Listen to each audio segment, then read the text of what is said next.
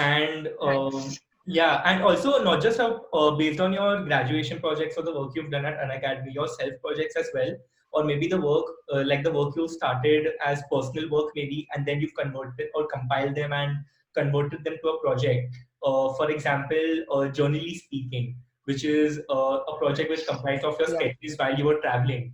Like, how do Yeah. you? What's your process of converting self work and starting with self work and then deciding that okay, let's compile it into an and make it an actual self project.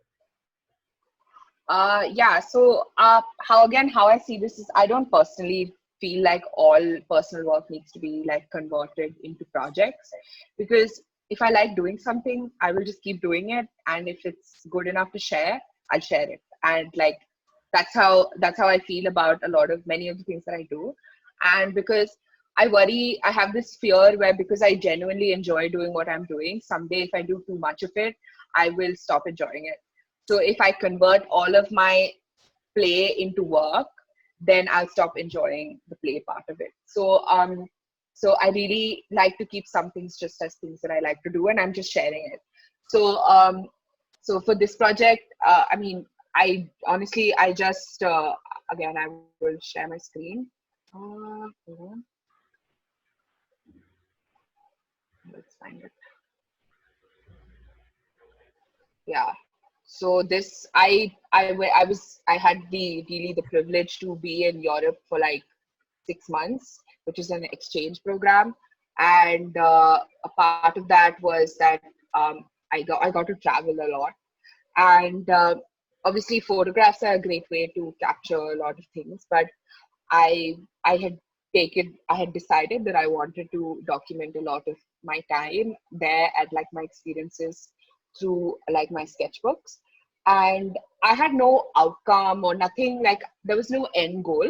It was just that I wanted to habitually do this. I wanted to, and I had the luxury of time wherein I could sit at a place in the middle of like the street and draw for just like 45 minutes. And no one, like, unlike, and this happens a lot when the more you do it, the less people make a big deal out of it.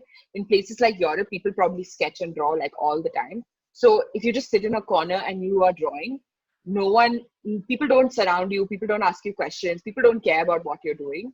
And in this case, that gives you a lot of like time to make mistakes, to draw whatever you want, not be conscious of what you're doing, who is watching, what you're writing.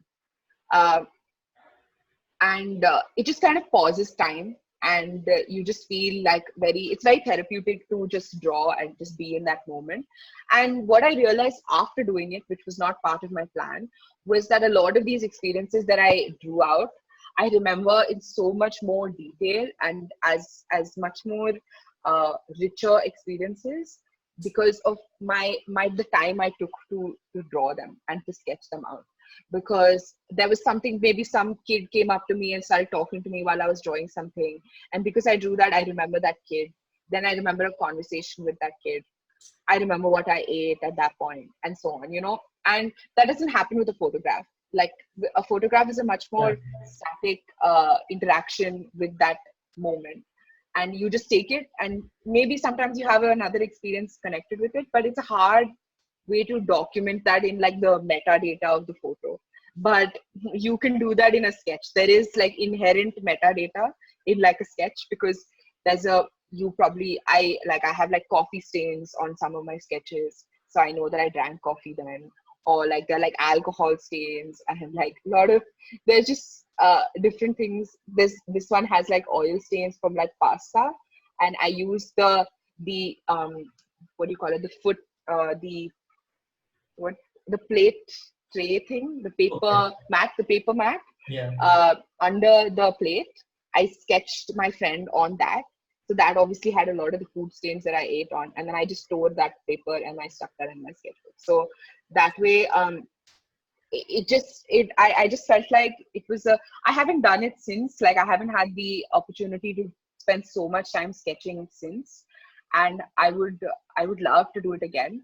But sketching is one of those things that you need to kind of, from day one, you need to accept that you're doing this for yourself, and you are not doing it because you are trying to be somebody or be as good as somebody else, Yeah. because it's extremely easy to go into like a spiral of I don't sketch well. uh, Especially as a designer, there's an expectation that people have that you can draw, and not all designers can draw, honestly. Yeah. It's about visualizing your ideas, and sometimes you might be really bad at drawing. So if you kind of get over that fear from like day one, and you decide that you're just drawing for yourself, and you're just making notes and documenting this in some way or form, uh, it's a great experience, and I highly recommend it to anybody who wants to try. Yeah. And whatever medium, like I use a lot of pen, I use a fountain pen to draw, and I enjoy doing that. Some people, I'm really bad at watercolors, and that's a very common journaling tool, but I'm really bad at it, so I stopped trying. And then I decided that I don't want to spend time feeling bad about being bad at watercolors. I'd rather use a tool that I enjoy using and use more of it. So yeah, I enjoy lettering, so I do a lot of that in the journals itself. So that's, again, you should just do it for yourself, and like people seem to like it. And like I said, there's an audience for everything, but that's not the intention why you should start doing something. If you're going to do it for yourself, if it's work, yes, you should do it with the lens of somebody else seeing it.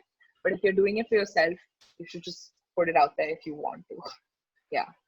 That's superb. Like, also, what I love about what you said while explaining is that how creative, through creative artwork, you're doing storytelling. Like, you vividly remember every experience that you've had while making that sketch, and that speaks a lot of things in a lot of ways, and that's just mind blowing. A lot of do that people do that in like note taking as well. It could be anything. I mean, there are a lot of different ways in which you can do it, but I found that drawing plus writing is a good balance for me. It's the best. Yeah. Yeah.